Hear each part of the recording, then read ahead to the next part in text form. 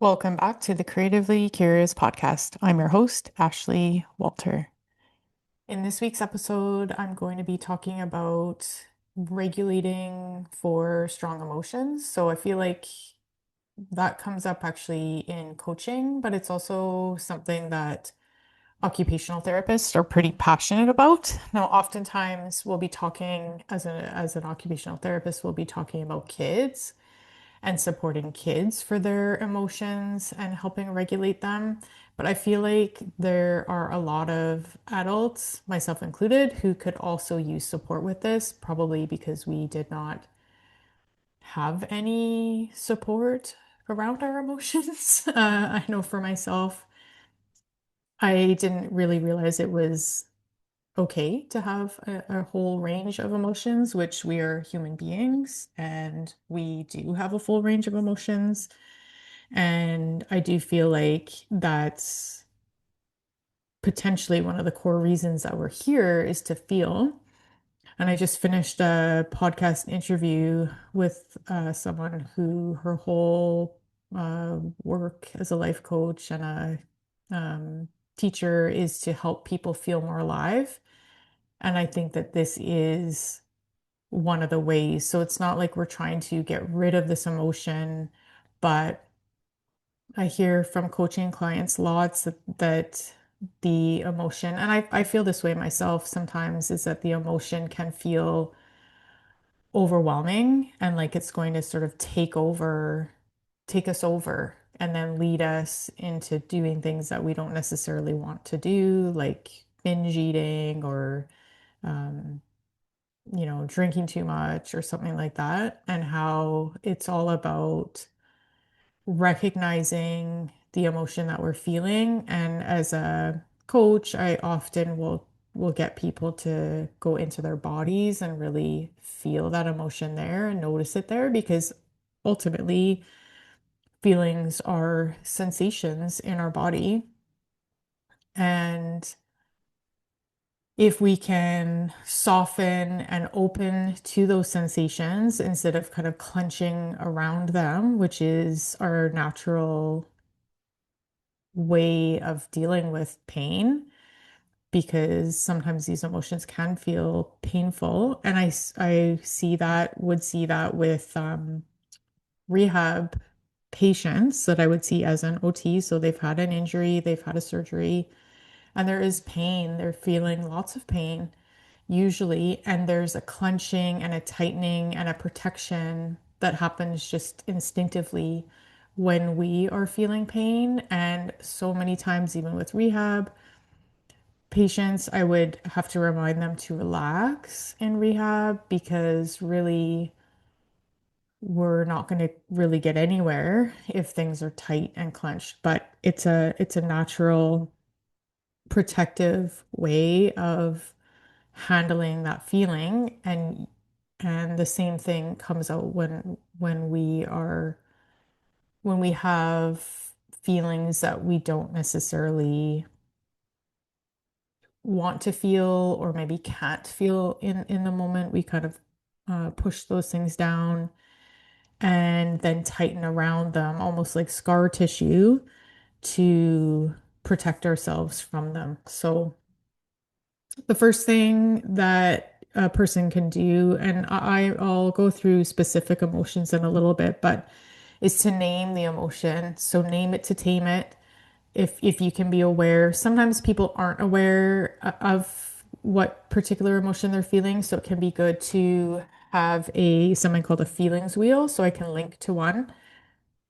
And that, I mean, that has like anything and everything on there. Sometimes it's maybe too many, but if you're not sure of what you're feeling, then go into your body and notice where you're having a sensation. Is it hot? Is it cold? Does it have a color? Is it moving around in your body? And I'll even do that with my kids to really get them to try to be more embodied when they're having emotions. Sometimes they can answer those questions, sometimes they can't, but I would encourage you to go in and be with that emotion and see if you can find it in your body. And then also see if you can soften around it. And one thing I've been doing actually just for the past week is I'll actually invite that sensation to spread out to the rest of my body, like almost fill my entire body and see what happens. And one thing I've noticed is that instead of that kind of tight, which almost like you're tightening, so then that isn't really comfortable. When you soften and invite it to move, it for me, it almost turns into tingles in my body, which actually isn't painful and almost feels like enjoyable. And then potentially you can, send or just open yourself to, having that sensation go up above you to the stars, the sky, down below you into the core of the earth, out in front of you to trees, to plants, or the snow if you live in Canada. Or and then behind you to any animals or insects or birds, and just feel that life force energy, because that's ultimately what an emotion is just energy in motion. So instead of making it bad or wrong, it's just a sensation that you can feel in your body and have it move and soften around you. But um, if you are feeling some overwhelming emotions and that's not available to you, because also the whole point of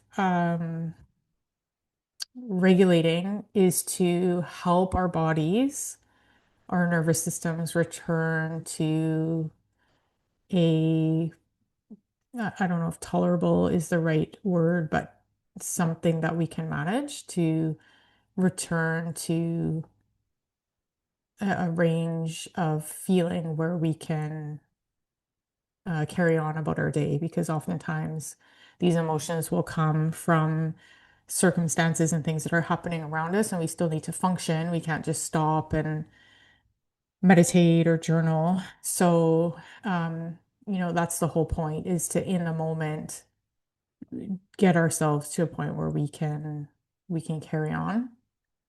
And one of the things I do like to do, which if it's appropriate, you can determine that for yourself, but is to do that EFT tapping, which I do have a podcast episode about, so I can link to that. I can't remember the number of it right off the bat, but that's something that it has proven to help calm a nervous system. And so instead of being in that fight, flight, or freeze that we generally would get into with anger or anxiety, um, then we move out of those states to a more calm state.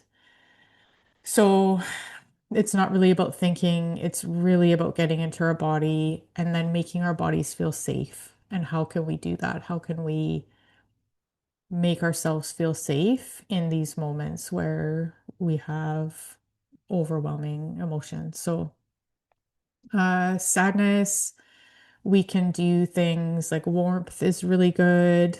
Um, we can even just put our hands on our arms and give ourselves a hug.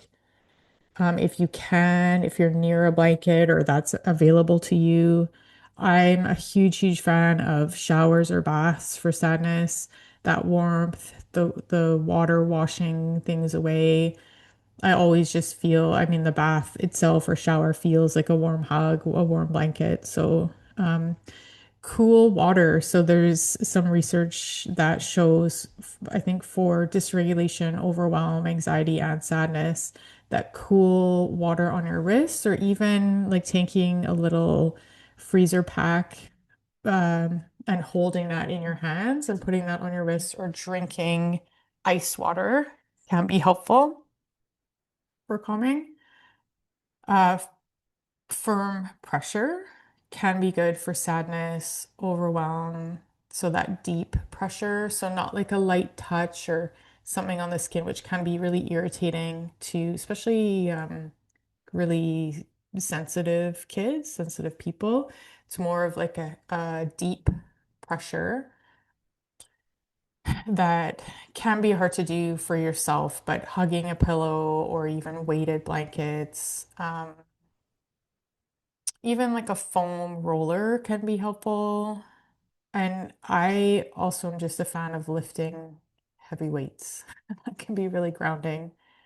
Playing music, any sad music. And again, as an artist, for probably any emotion, I would say move towards art, whatever that looks like to you. So scribbling on a piece of paper, drawing, if you notice what you feel in your body and there's colors and shapes and textures, then you could draw that out.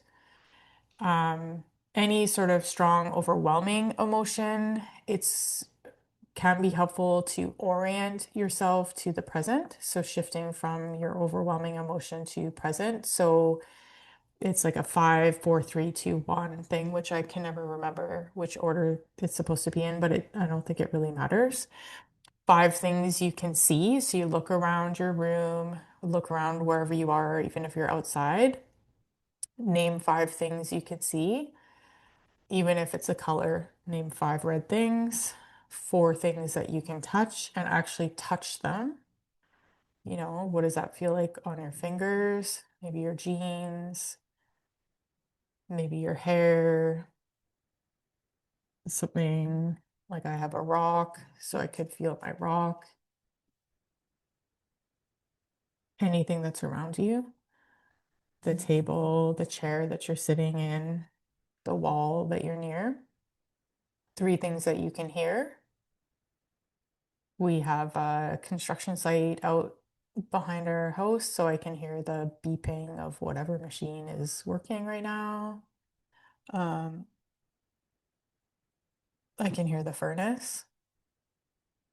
Of course, I can hear my voice. And my dog's kind of making some sounds, so I can hear that. 2 things that you can smell.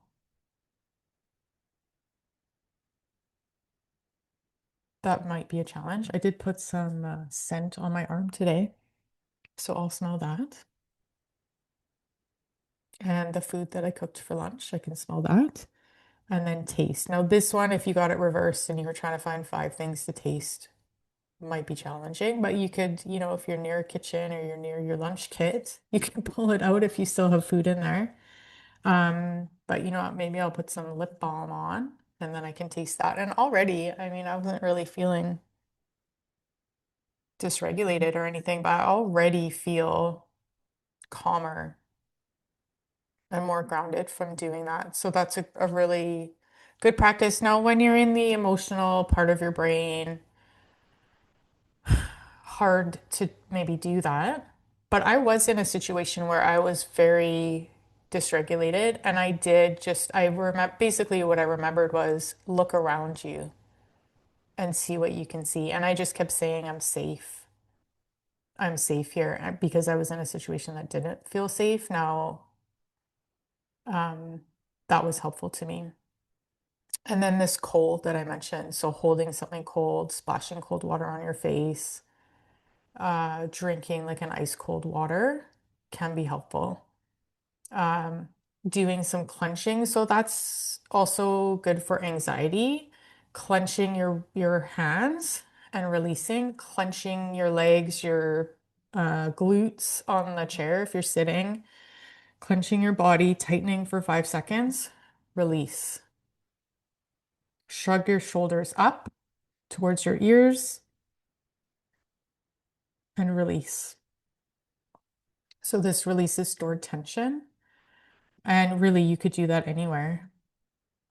So clenching your body, clenching your muscles, and releasing. And of course, the breath. I don't know if I've mentioned, breathing, breathing, breathing. And people talk about that box breathing. So breathing in for 4 seconds, holding for 4 seconds, breathing out for 4 seconds, and then holding that out breath for 4 seconds. So it looks like a box because the inhale and the exhale are the same and the holds are the same. length. Sometimes it can also be helpful to breathe in and then take a longer out breath, like twice as long or longer than your in breath. That can be really calming as well. Light stretching, humming or singing softly. I will often tell myself and my kids, my son particularly, who he's 5, so he can be pretty dysregulated sometimes, is you're safe and you're loved. And I think I borrowed that from Louise Hay because she says that a lot too. And I remember in one of her meditations, she said that, and it just made me feel so comforted.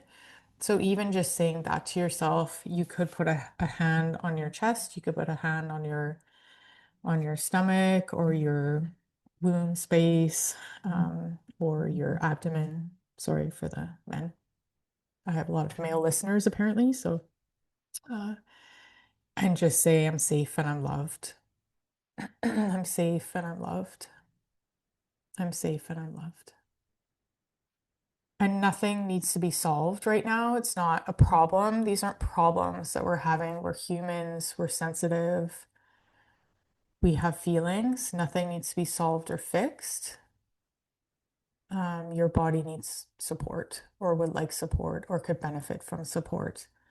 And so we're just, I'm talking about things that you can do in the moment that can help you feel supported. Slow rocking. I do that just I feel like I did it before I had kids, but when you have kids, you have a baby, you're constantly rocking, rocking, rocking that baby. And I just find that so helpful for myself as well to just be rocking. And even when I sit, like I'm sitting on a chair right now to record this, lots of times I actually record these episodes standing because that feels more comfortable to me, feels more regulating, but sometimes I'll just sit on a exercise ball as well so I can move around. It feels better to me to be able to move than to just be sitting static. So, um, walking outside, nature, that can be really grounding. Obviously, sometimes not accessible to us in the moment. If you can go for a walk, especially outside, if it's not too cold, if it's not too icy, if you're able to do that. Um, I mean, I need plants and rocks around me at all times. That's helpful to me. Um,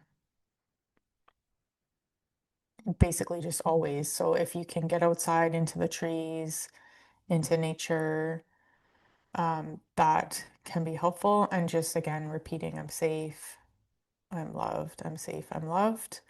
Um, Naming where you are.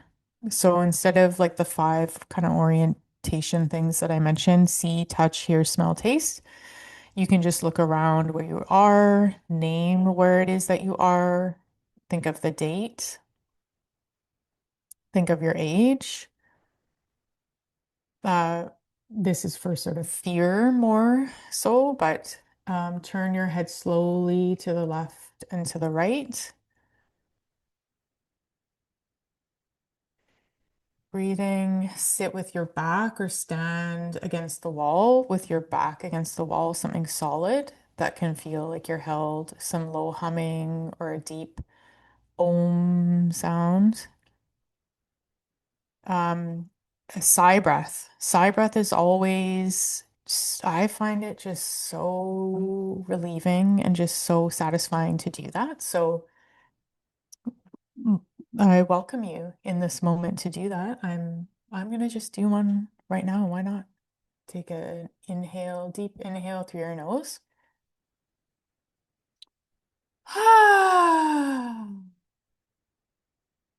And a lovely sigh exhale. It's so satisfying. And then one thing to keep in mind if there's a lot of anxiety or fear is to not close your eyes. Sometimes that can increase the fear because you can't. you can't see who's around you, what's around you. So don't do that. Potentially for overwhelm, like for sure for like sensory overwhelm, dimming lights, reducing the noise, potentially getting noise canceling headphones, which I'm going to consider doing for myself and my son, can be helpful to just eliminate that as a sensory overload piece. Sit or lie down and just be really aware of your feet on the floor, your seat on your chair. You can tap your knees, left, right, tapping, going through the points for EFT tapping. And sometimes I just tell my kids, they're not necessarily going to go through a whole tapping thing like in the middle of their class around other people, but sometimes even just the karate chop point, which would be the side of your hand on your little pinky, um, sort of like middle part of your palm. If you just tap that, that can be um, relieving of whatever kind of overwhelm or anxiety you're having. And that's something you can do anywhere. And then again, just repeating that phrase, I'm safe, I'm loved. Even like this, I think this might be Shakespeare. This too shall pass. My parents like to quote Shakespeare, so that's embedded in my psyche. Um, and for overwhelm for people who have feel like they have just so many things to do, like what's one small thing you could do? And then what about making a not doing list? You could do that. Anger. So that's a big one that, we feel like is, I shouldn't be angry. It's what a bad emotion. So that one, you'll feel a lot of heat, tension, and usually your bound some sort of boundary has been crossed if you're feeling anger. So pushing against a wall, like doing some sort of wall push up, um, slow, strong movements. I always tell my kids to hit a pillow, hit some pillows. Hopefully, there's no one around using the pillow. Clench your fist. That could be, I already mentioned that, but earlier. So, clenching your fist, clenching your body, releasing, clenching that, releasing, shaking. That's one thing animals do to regulate themselves. If you have a dog or I don't know how many other animals, I'm sure they all do that. They shake after some sort of encounter, something where they don't feel regulated. Their whole bodies will shake. My dog does it all the time. And that's a really good sign, at least in dogs, because they are regulating themselves. And now, you don't really see people do that often out and about, but I will often, at least for myself, like shake my arms, shake my legs. If I'm feeling, usually it's like anxiety a lot of times. And I almost imagine whew, just like shaking it out, shaking it. Um, Maybe even just like moving it to my arms, moving that energy instead of just feeling it in one place in my body, just moving it around, spreading it out. You could rip paper, you could scribble if you're wanting to do some sort of art project. Red seems like a color, red, orange for rage and anger. I also imagine sort of like if there's paint on a paintbrush and just like flicking it at the canvas, flick, flick, flick, flicking it on the paper, getting uh, that energy moving. And usually, you know, something, some boundary has been crossed, so something needs to be protected, whether that's, physical boundary or something that you need to say to somebody. Um, what else? Just going through some notes that I have here.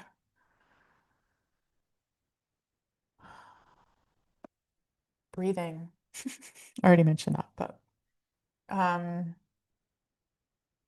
and loneliness, like that's usually you're wanting connection from someone, something, people. And so just remembering that, it doesn't necessarily mean that you want to head out and socialize with a bunch of people or that you have to fix yourself or fix your life or be more positive, but that you're just looking for connection and the validation that you exist and that you matter. And again, some of these things are helpful for the other moods, like wrapping yourself in a blanket, imagine yourself being held, a warm bath, sitting with some support on your back in a couch or against the wall. I love the just, placing your hand on your chest and your abdomen and just saying, like, I'm here for myself, I'm safe, I'm loved. And you are always there for yourself. So humming can be helpful. Again, music of all varying sorts can be really supportive, can be helpful also if you're taking any of these feelings to creative endeavors to play music and do some drawing or some art or collage. I love collage because it's also that like bilateral movement. So you're holding onto a piece of paper and using your scissors and cutting so that you're using both, kind of stimulating both sides of your brain and really getting out of the left brain and all the chatter and moving to that more creative, problem-solving brain, the right-hand side. Um, Slow walking, light stretching, light movement, and not movement, because you're working out or you're trying to burn some calories or something, but just moving your body, dancing, moving your body in whatever way feels good to you in that moment. Just and stretching on the floor. I feel like we're so tight because we're sitting a lot at computers and screens and I mean, when I work in the hospital and moving about, but there's lots of sitting down now too in front of computers and, stretching and that mobility that everyone talks about is so, so helpful for, caring for your body, just giving some care and nurturing to the body.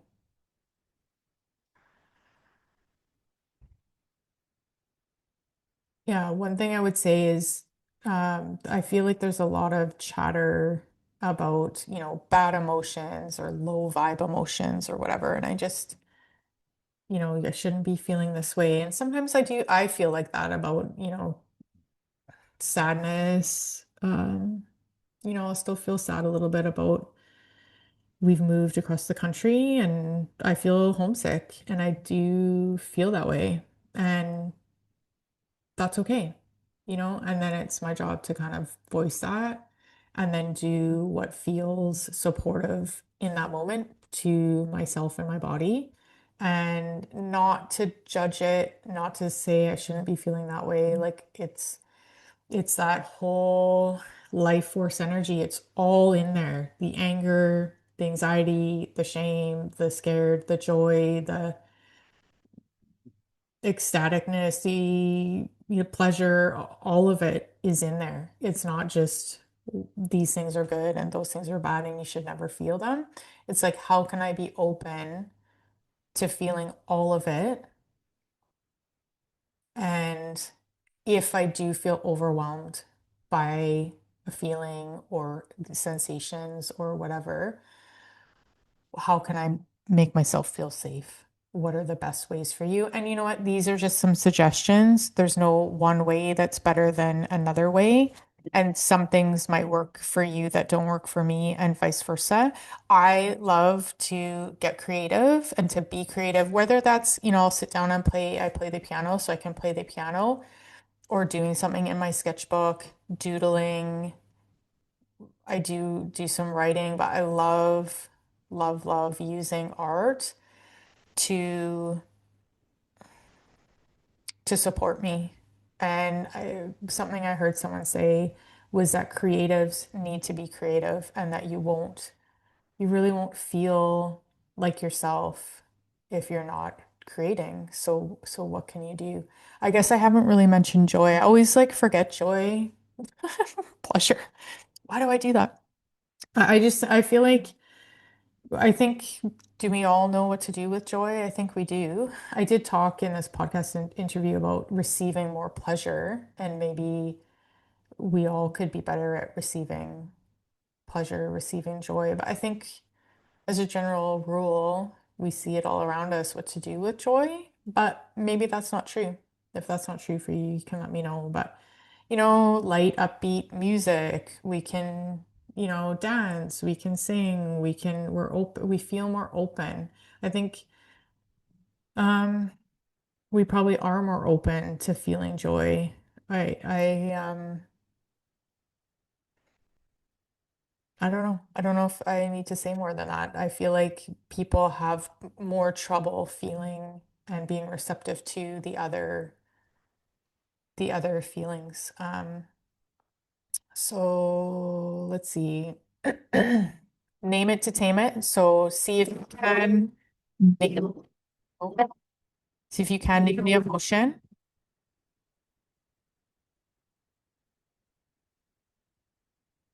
and then feel it in your body. So go into your body. Feel where that sensation lives. Does it have a color? Is it moving? Does it have a texture? I always like to ask, I don't know if I would do this with a child, but you could always see what happens is to see if it has a message for you.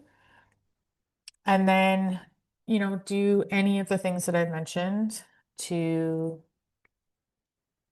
basically calm your body, have your body feel safe. I also love, I'm just going to mention clay, and that can be like real clay that you would find. I mean, it would find in an art store, but it's that dark gray or red color. But then also there's other types of clay that you can, modeling clay that you can buy at an art store for kids. And that's really good for touching, to feel grounded. But for me, it's also the smell. The smell of things like that helps me get into my body. So that could be something that you use too. Now, some people are really sensitive to scents like that, and in a, healthcare setting, you can't use scents. But I find that that can be helpful for grounding. Having some sort of diffuser, playing music that matches whatever emotion you're feeling, that deep pressure, the foam rolling. I mean, I love, like, that's why I move my body lots, like with walking or weightlifting. I just find that really grounding for me. I do that pretty much every day. Yoga is a really good way for moving. Let's see, what else do I want to say here? So sadness, I'll just kind of do sort of like a Cole's note version. So sadness would be the emotion. Your body pattern might be heavy, slow, collapsed. Regulation could be warmth, blanket, a warm drink, shower, bath, hand on your chest, giving yourself a hug, soft music. You can sway or rock. It's okay to be slow right now. I just love you're safe and you're loved.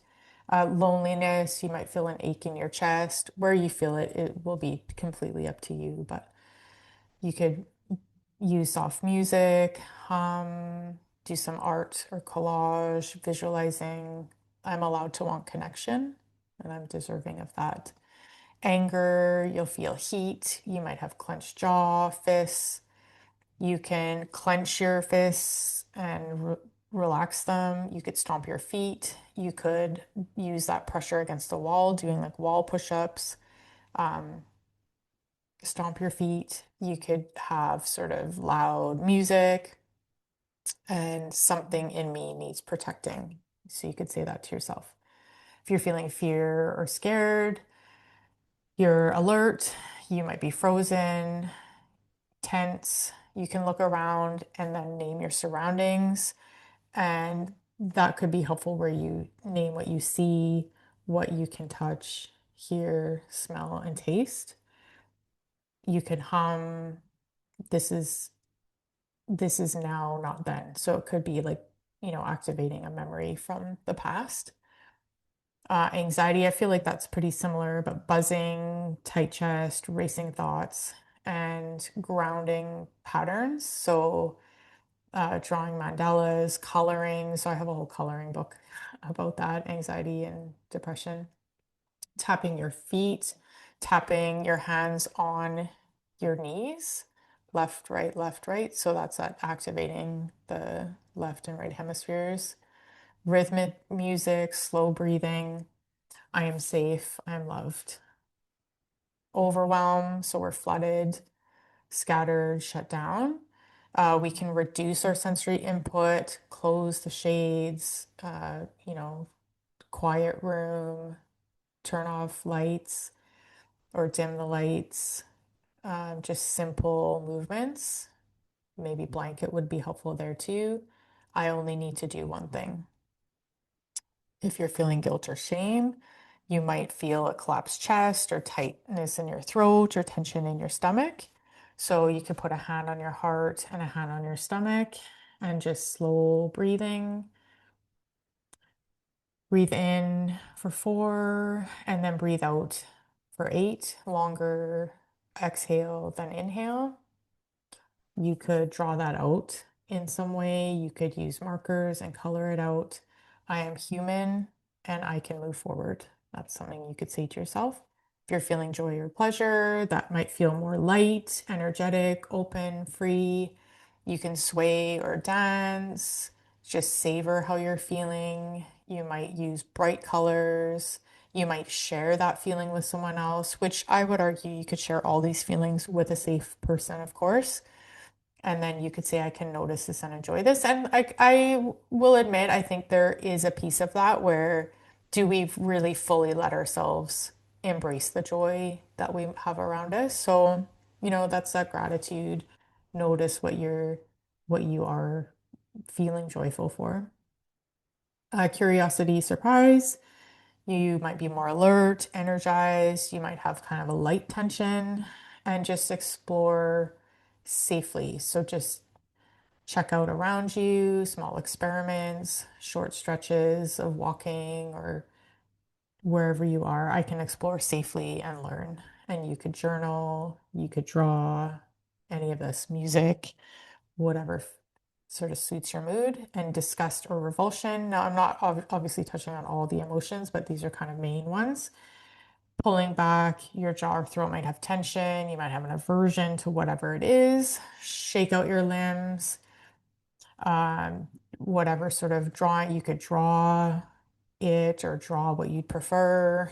You orient yourself back to, uh, where you are, what the date is, what your name is, or you could do that see, touch, hear, smell, taste orientation as well. I can protect myself safely. And so that's sort of quick regulation tools. If there's anything that you use that you would like to add, please feel free to leave a comment. I'm happy to hear from you, and I hope this is helpful to you, and happy feeling and happy creating.